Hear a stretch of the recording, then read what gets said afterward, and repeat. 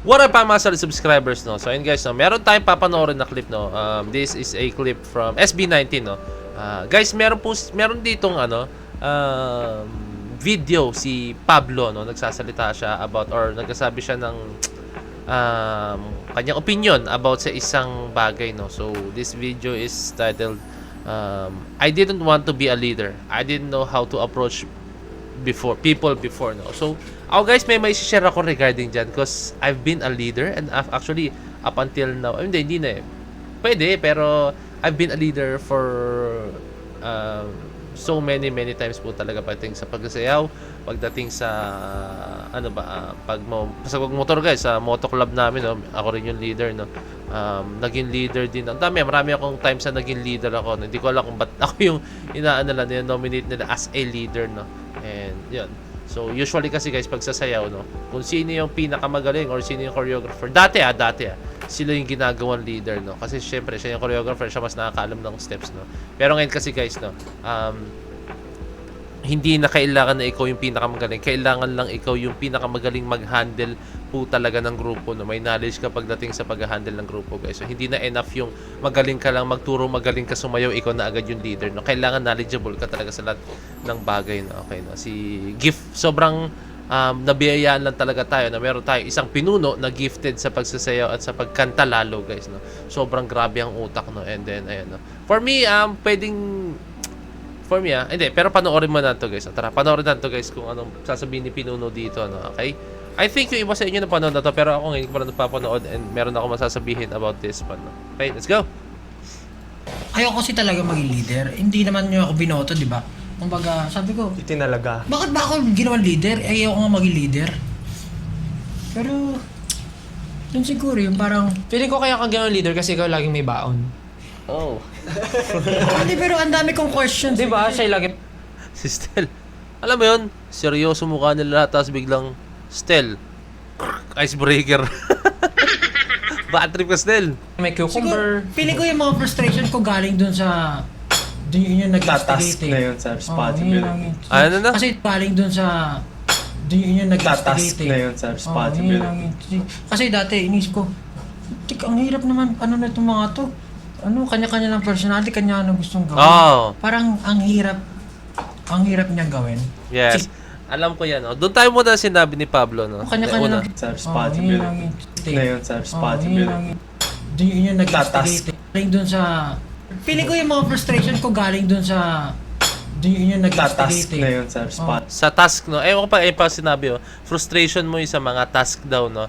So, tandaan nyo, guys, as a leader, kailangan meron ka palaging ipepresenta sa grupo nyo na ganito ang gagawin natin ngayong araw, kailangan ganito, no? Hindi ka pwedeng maubusan, guys. Hindi dapat, kailangan productive everyday nyo, no? So, ganyan I think ganito yung nakikita ko kay Pablo, no? Kasi ganyan din ako, no? Si Pablo, hindi siya nagsisettle sa isang araw na wala silang magagawa.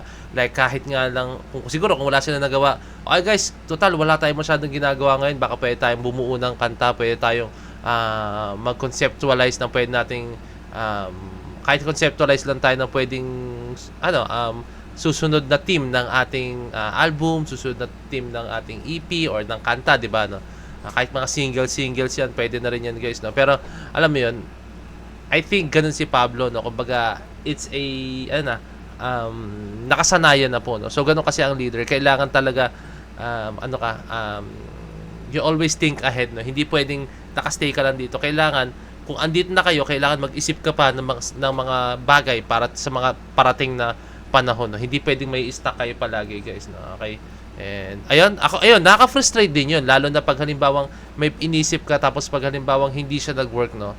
Ang hirap, nakaka-frustrate yun, as in mentally nakakapagod na, what more pag physically pa, guys, no? Kasi syempre sumasayaw kayo at nagpe-perform kayo. Kasi dati, inisip ko, ang hirap naman, ano na itong mga to? Ano, kanya-kanya ng personality, kanya ano gustong gawin. Parang ang hirap niyang gawin. Sige, try nyo. Hindi, parang... Mahirap, guys, kasi tandaan nyo, sa grupo, iba-iba ang ugali nyo. Hindi naman sa isang grupo, pare-pareho kayo ng ugali, eh. Excuse me, naubo ko, no? Hindi sa grupo, pare-pareho kayo ng ugali. Iba-iba yan, guys. Kailangan timplahin mo, no? Like, kunyari, etong dalawang to hindi magkasundo, okay, sige, tansyahin ko kung paano ko sila pagsusunduin. And etong taong to, Pag sinabihan ko ng ganito, nawawala sa mood, okay, sige, kailangan ko tansyahin. Pag itong tao naman na to, gusto niya yung ganito lang, no? So, okay, kailangan ko tansyahin and kailangan ko rin ipaunawa sa kanya na hindi pwede. Kung anong gusto mo, yun lang ang masusunod, no? And may mga ganong klaseng moment yung isang leader, guys, no? Kailangan mong timplahin lahat, kailangan mong pakisamahan lahat, and kailangan mong makuha yung loob nila lahat, guys, no? Kasi as a leader, kailangan flexible enough ka na pakisamahan sila, no? Hindi pwedeng isa lang yung pinapakisamahan mo. Kailangan lahat, no? Kailangan makabisado mo yung mood nila, kailangan makabisado mo yung ugali nila. Parang, Challenge. Start tayo, isipin nyo. Tapos papagalitan ka pa pag may nangyari mali. Tapos kasalanan mo palagi. Bakit ako? Naiinis ako kasi hindi ko alam kung paano mag-approach ng mga tao. Yan, sabi dito, no? Mamaya dyan sa approach, no? I think sa nangyayari sa kanila, no? Si Pablo kasi yung yan, siya yung pinuno, no? So, pag halimbawang may nangyari sa kanila, ang unang hahanapin dyan na kung sino man, no? Like, kunyari, management, na sa event, or siyempre, ang unang anuhin yan, ano ba yung mga kagrupo mo? Paayusin mo na, papuntahin mo na rito, ba't hindi mo pa pinapunta rito? Ba't ang gugulo naman yung mga yan? Anong anuhin niya, kung sino yung leader niya, no? So, lahat po ng negative vibes, or sabihin natin kung ano-ano man, no? Ang leader ang sasalo po niya, no? Lahat po ng mga tatanggapin na enerhiya, masamang enerhiya. Ang leader po ang sasalo po talaga niyan, guys. Maniwala kayo sa akin. Kaya, as a leader, mahirap po talaga siya, no? Grabing responsibility yan, mahirap yan. What more pa po as a leader ng isang international pop group po talaga. Let's go. Kasi hindi ko alam kung paano mag-approach ng mga tao. So, pare, i-gather ko kayo. Sabi ko, mag-usap nga tayo. Bakit ba ano nangyari? Patanawin ko kayo ganyan. Kasi siya rin naman, nalilate. Tapos, di okay lang din. Parang, di ba yung mga ganon? Tapos, maging okay tayo for a while. Tapos, babalik na naman tayo sa ano. So, parang, ibig sabihin, hindi nag-work yung ganon. So, tinatry ko na yung way ko is, papasok ko na maaga. Parang setting example. Okay. Gets ko yan. Kailangan ikaw yung mag-set ng example, no? As a leader, no? Nag-gets ko yung sinabi ni Pablo na yan, no? Kailangan kasi, as a leader, hindi ka sa kanila magpakita ng pangit, guys. Maniwala kayo sa akin. As a leader ka nga, kailangan ikaw mag-set ng example. Ikaw yung titingnan nila, ikaw yung standards nila, no? And as a leader, kailangan kung ano yung mga pinapakita mo, kung ano yung mga binibigay mo sa kanila, kung ano yung mga binibigay mong example sa kanila, no? O kahit di mo na sabihin, kahit di na through words, no? Kailangan lang through actions, guys, so ipakita mo sa kanila, no? Kunyari, nakita ako, late ako lagi. Tapos nakita ko yung leader ko, laging maaga, no? So, sasabihin mo sa sarili mo, hala, laging maaga to, nakakahiya naman laging late. Tapos siya laging maaga. Paano pa kaya kami na sumusunod-sunod lang sa kanya, nakakahiya, mamaya pagalitan ako nito. May mga ganong klaseng moments, no? And, ayun. Kasi, isa pang masarap dun, guys, no? Pag napuri yung leader nyo, no? Like, kunyari, may ibang tao, grabe yung leader nyo, napakasipag, no? Siyempre, gusto rin nating mapuri po tayo ng ganun, guys, no? So, di ba? Maging proud din tayo at the same time na, ay, grabe ka, yung leader mo maaga kayo, tapos kayo maaga din, no? Talagang ang sisipag nyo talaga, no, di ba? So, ayun, may mga ganong klaseng moments, no? Basta kailangan, ang leader ang magsiset ng example, ang leader ang magsiset ng tone, ang leader ang magsiset ng pinaka-mood ng grupo po talaga and yung takbo, no?